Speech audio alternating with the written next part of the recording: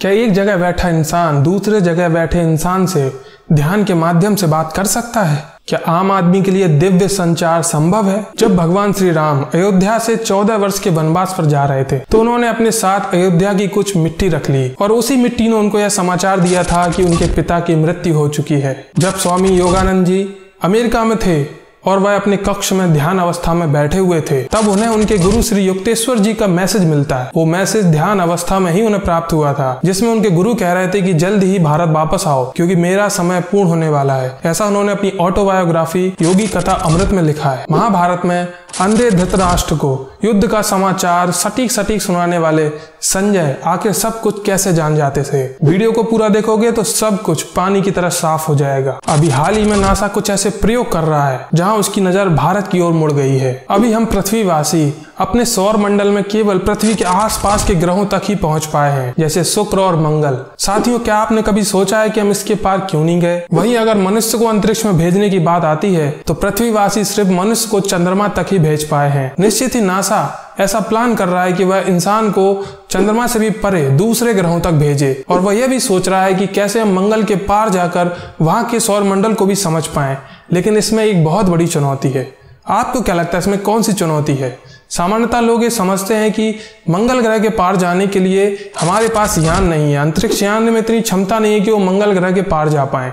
लेकिन मैं आपको बताता हूँ, अंतरिक्ष यान बहुत बड़ी चुनौती नहीं है, वो तो बन सकते हैं। सबसे बड़ी चुनौती है कि जब हम मंगल ग्रह के पार जाते हैं तो मंगल और बृहस्पति दोनों ग्रहों के बीच में क्षुद्र ग्रहों की एक पट्टिका है।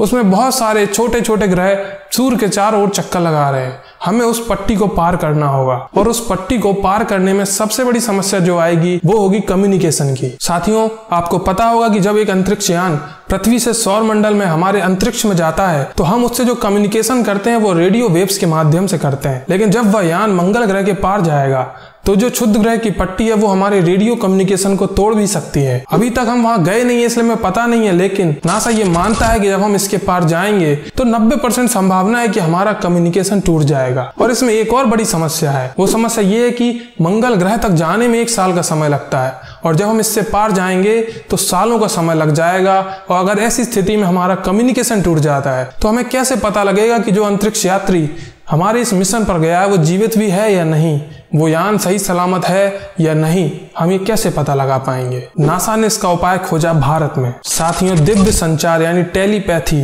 वो युक्ति है जिससे इस समस्या का समाधान किया जा सकता है। नासा के वैज्ञानिक इस पर प्रयोग कर रहे हैं कि भारत में लोग कैसे एक जगह बैठकर दूसरे जगह बैठे लोगों को अपने समाचार भेजते थे। ध्यान के माध्यम से ये कैसे संभव हो पाता था? नासा इस पर प्रयोग कर रहा है। हाल ही में नासा का ये प्रयोग सफल भी हुआ है। अमेरिका में बैठे एक व्यक्ति ने अपने विचारों को ध्यान के माध्यम से संप्रेषित किया, और यूरोप में बैठे एक दूसरे व्यक्ति ने उन विचारों को सफलतापूर्वक जैसा उसने भेजा और वैसा ही उसने प्राप्त किया। जब यह प्रयोग सफल हुआ तो नासा के वैज्ञानिकों की रुचि भारत की ओर और बढ़ गई। चलिए इस विज्ञान को समझते हैं। सबसे पहले समझिए कि हमारा मोबाइल कैसे काम करता है। जब हम अपने मोबाइल से किसी दूसरे व्यक्ति को फोन लगाते हैं और हम उसको कुछ भी बोलते हैं तो हमने जो बोला उसको हमारा मोबाइल मॉडेम के माध्यम से डिजिटल सिग्नल में कन्वर्ट कर देता है, और वह डिजिटल सिग्नल को रेडियो वेव्स पर रखकर जो भी हमारे मोबाइल के सबसे पास वाला टावर होगा उस तक हमारा मोबाइल उस सिग्नल को पहुंचाएगा, और वह टावर हमारे उस सिग्नल को सैटेलाइट तक पहुंचाएगा, और सैटेलाइट उस सिग्नल को उस व्यक्ति को जिसको हमने फोन लगाया है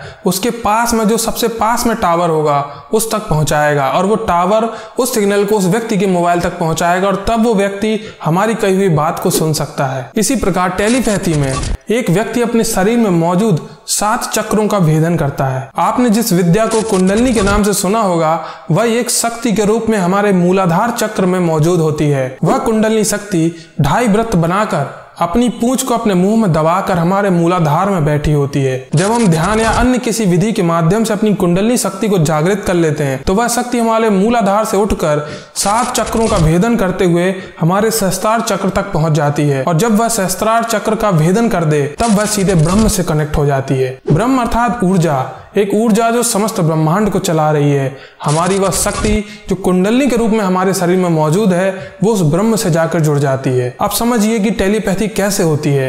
एक कुंडलिनी जागृत व्यक्ति जब अपने विचार को अपनी कुंडली शक्ति के माध्यम से उस ब्रह्म तक पहुंचाता है और एक दूसरा कुंडलिनी सक्षम व्यक्ति यानी उसकी भी कुंडली जागृत हो तो वह भी ब्रह्म से उसी प्रकार जुड़ा होता है जिस प्रकार आप जुड़े हैं। तो वह विचार जो आपने ब्रह्म तक पहुंचाया, वह विचार ब्रह्म जो कि उस समय एक सैटेलाइट की तरह काम करता है, उस विचार को उस दूसरे व्यक्ति की कुंडली शक्ति के माध्यम से उस तक पहुंचा देता है। साथियों, रेडियो वेव्स की तो एक सीमा होती है, लेकिन ब्रह्म की कोई सीमा नहीं होती। वो हर जगह एक ऊर्जा के रूप में मौजूद है। अगर आप ब्रह्म के स्वरूप को जानना चाहते हैं तो हमारी इस वीडियो को देख सकते हैं। निश्चित ही अब आप ये समझ गए होंगे कि भारत की यह विद्या किस तरह पूरे विश्व के लिए एक सीख बन गई है। और वीडियो में मैंने आपसे जो शुरुआत में वादा किया था, अगर अब वो पूरा हुआ हो तो आपका एक फर्ज बनता है कि आप चैनल को सब्सक्राइब करें और वीडियो को ज्यादा से ज्यादा शेयर करें। आपका एक सब्सक्राइब हमें बहुत मोटिवेट करता है और हमें प्रेरित करता है कि हम इसी तरह के वीडियोस आपके लिए लेकर आते रहें। नमस्कार साथियों, मिलते हैं अगले वीडियो में।